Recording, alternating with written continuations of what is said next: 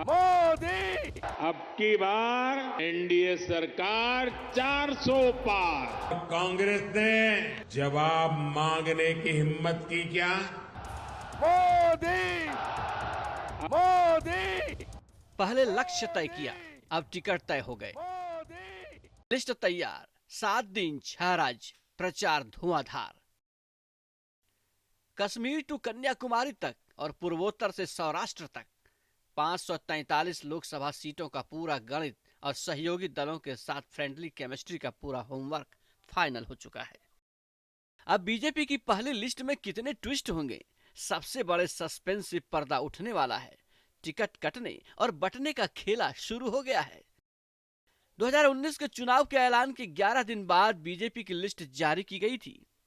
अब की बार चुनाव के ऐलान से पहले ही बीजेपी की लिस्ट तैयार हो गई है।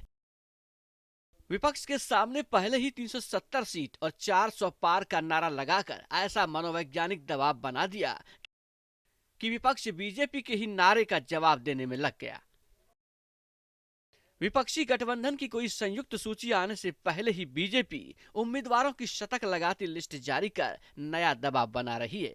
इसमें सीटें बांटने का ही नहीं बल्कि टिकट काटने का भी फॉर्मूला है। पहली खबर यह है कि 60 से 70 सांसदों का टिकट काटा जा सकता है। दूसरी खबर, यूपी बिहार समेत कई राज्यों से आने वाले कुछ मंत्रियों के टिकट कट सकते हैं। तीसरी खबर, 3 मार्च को कैबिनेट की आखिरी बैठक के बाद मंत्रियों के टिकट कटने की खबर आ सकती है। चौथी खबर, लगातार 2 बार सांसद बन चुके कई नेता अब की बार बाहर रहेंगे। ऐसा इसलिए कह रहे हैं कि हर सीट पर कमल का चेहरा है। डॉक्टर श्यामा प्रसाद मुखर्जी जी ने जो बलिदान दिया था, डॉक्टर मुखर्जी जी को ये 370 सीटें जीतकर भारतीय जनता पार्टी का हर कार्यकर्ता श्रद्धांजलि अर्पित। ऐसा नहीं है कि बीजेपी यूं ही किसी का टिकट काट रही है।